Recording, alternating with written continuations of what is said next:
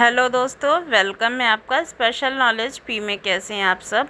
उम्मीद करती हूँ आप सभी लोग अच्छे होंगे, स्वस्थ होंगे। दोस्तों, आज मैं लेकर के आई हूँ आप लोगों के लिए शनि भगवान की कहानी, यानी कि शनि व्रत कथा। तो चलिए कहानी को सुनते हैं। एक समय स्वर्गलोक में सबसे बड़ा कौन है के प्रश्न पर 9 ग्रहों में वाद विवाद हो गया।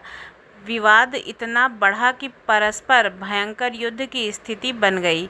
निर्णय के लिए सभी देवता देवराज इंद्र के पास पहुँचे और बोले कि हे देवराज, आपको निर्णय करना होगा कि हम में से सबसे बड़ा कौन है। देवताओं का प्रश्न सुनकर देवराज इंद्र उलझन में पड़ गए। इंद्र बोले, मैं इस प्रश्न का उत्तर देने में असमर्थ हूँ। हम सभी पृथ्वी लोक पर उज्जैनी नगरी में महाराज विक्रमादित्य के पास चलते हैं। देवराज इंद्र सहित सभी ग्रह उज्जैनी नगरी पहुँचे। महल में पहुँचकर जब देवताओं ने उनसे अपना प्रश्न पूछा तो राजा विक्रमादित्य भी कुछ देर के लिए परेशान हो उठे, क्योंकि सभी देवता अपनी अपनी शक्तियों के कारण महान हैं। किसी को भी छोटा या फिर किसी को बड़ा कहना ठीक नहीं था और उनके क्रोध के प्रकोप से भयंकर हानि भी पहुंच सकती थी। अचानक राजा विक्रमादित्य को एक उपाय सूझा।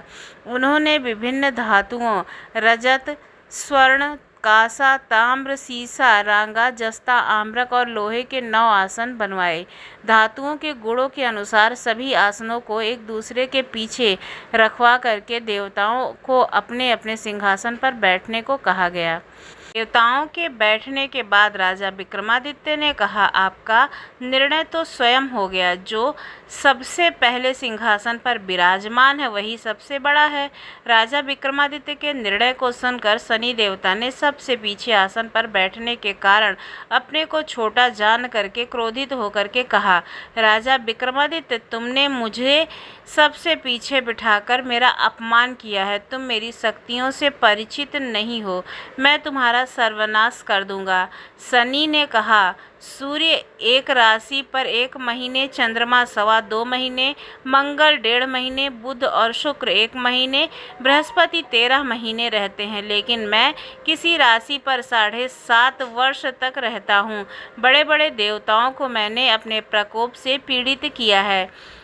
हमको 7.5 के कारण ही वन में जा कर के रहना पड़ा और रावण को 7.5 के कारण ही युद्ध में मृत्यु का शिकार होना पड़ा था। राजा, अब तुम भी मेरे प्रकोप से नहीं बच सकते हो।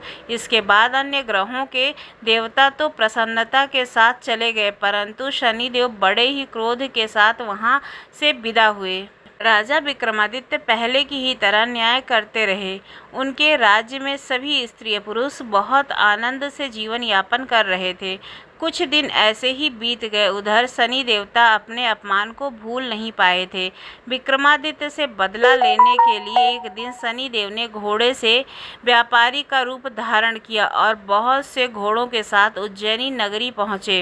राजा विक्रमादित्य ने राज्य में किसी घोड़े के व्यापारी के आने का समाचार सुना तो अपने अश्वपाल को कुछ घोड़े खरीदने के लिए भेजा। थोड़े बहुत कीमती घोड़े थे।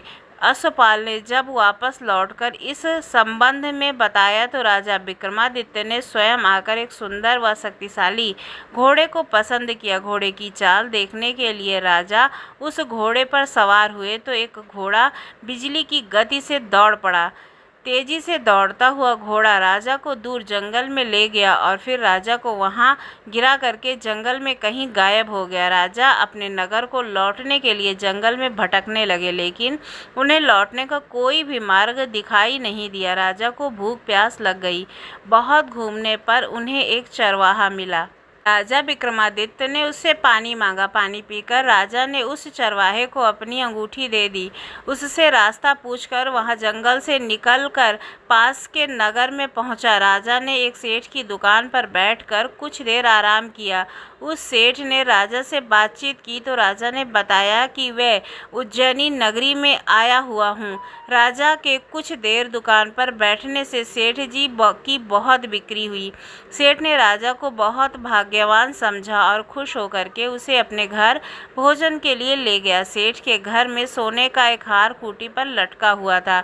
राजा को उस कमरे में छोड़कर सेठ कुछ देर के लिए बाहर गया।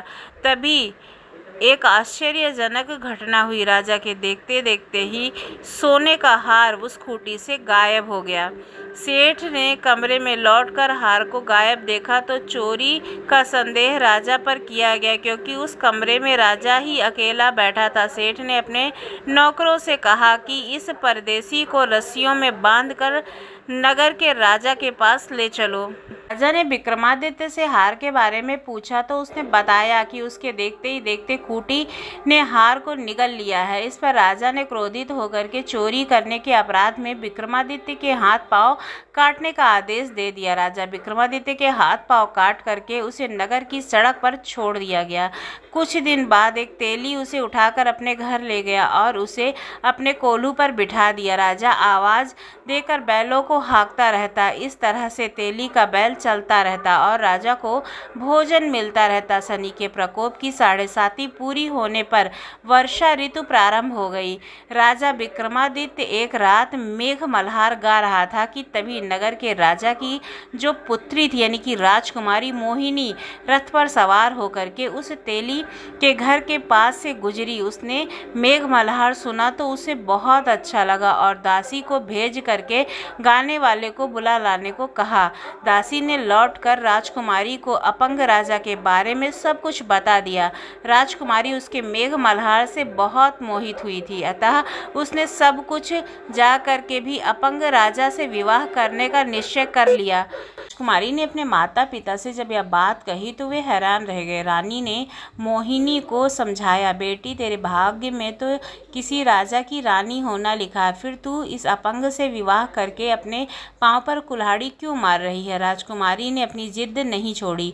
अपनी जिद पूरी करने के लिए उसने भोजन वगैरह सब त्याग दिया और प्राण त्यागने का निश्चय कर लिया। आखिर जब रानी को विवश होकर के अपंग विक्रमादित्य से राजकुमारी का विवाह करना पड़ा। विवाह के बाद राजा विक्रमादित्य और राजकुमारी तेली के घर में ही रहने लगे। उसी रात स्वप्न में शनिदेव ने राजा से कहा, राजा तुमने मेरा क्रोध देख लिया है, मैंने तुम्हें अपमान का दंड दिया है। राजा ने शनिदेव से क्षमा मांगने को कहा और प्रार्थना की कि हे शनिदेव, आपने जितना दुख मुझे दिया है अन्य किसी को मत देना।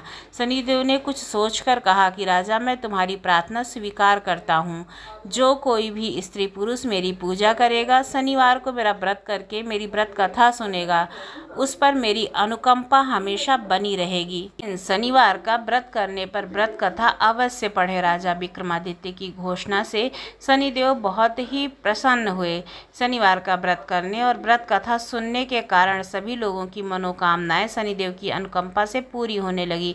सभी लोग आनंद पूर्वक से रहने लगे। तो दोस्तों, आपको शनिवार व्रत कथा ये कैसी लगी ज़रूर बताइएगा। अगर अच्छी लगी हो तो हमारे चैनल को सब्सक्राइब करना ना भूलेगा। धन्यवाद।